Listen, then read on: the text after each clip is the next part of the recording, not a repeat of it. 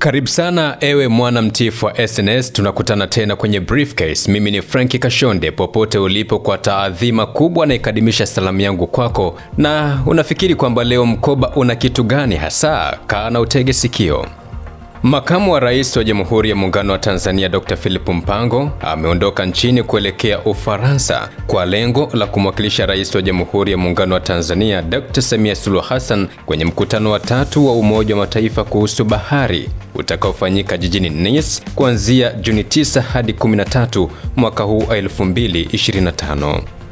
Mkutano wa United Nations Ocean Conference ni jukwaa muhimu la kimataifa la kuhamasisha utekelezaji wa lengo la maendeleo endelevu namba 14 linalolenga kuhifadhi na kutumia kwa uendelevu rasilimali za bahari kuu na mazingira ya pwani.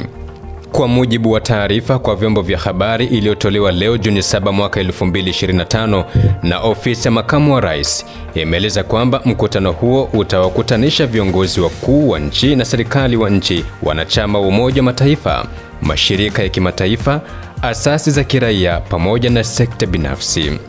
Ni kwamba mkutano huo utasaidia kuimarisha nafasi na adhama kuu ya Tanzania kimataifa, kujenga ushirikiano mpya na kuhamasisha upatikanaji wa rasilimali kwa ajili ya maendeleo ya uchumi. Fahamu kwamba mkutano huu wa mwaka 2025 utakuwa mkutano wa 3 baada ya ule wa mwaka 2017 ambao ulifanyika New York, Marekani, ambapo Tanzania iliwakilishwa na waziri wa kilimo kwa wakati huo Charles Tizeba.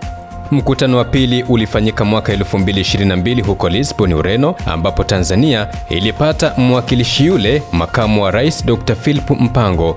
Hivyo huu ni mkutano wake wa pili. Unategemea nini baada ya mkutano huo, hasa wakati huu ambapo inaelezwa kwamba zaidi ya tani milioni 400 za plastic huzalishwa kote duniani? Ni hayo ambayo nimekuandalia kwa wakati huu ndani ya Briefcase. Mimi ni Frankie Kashonde. Endelea kuniandikia kwenye comment ni kipi ambacho unakitarajia baada ya mkutano huu.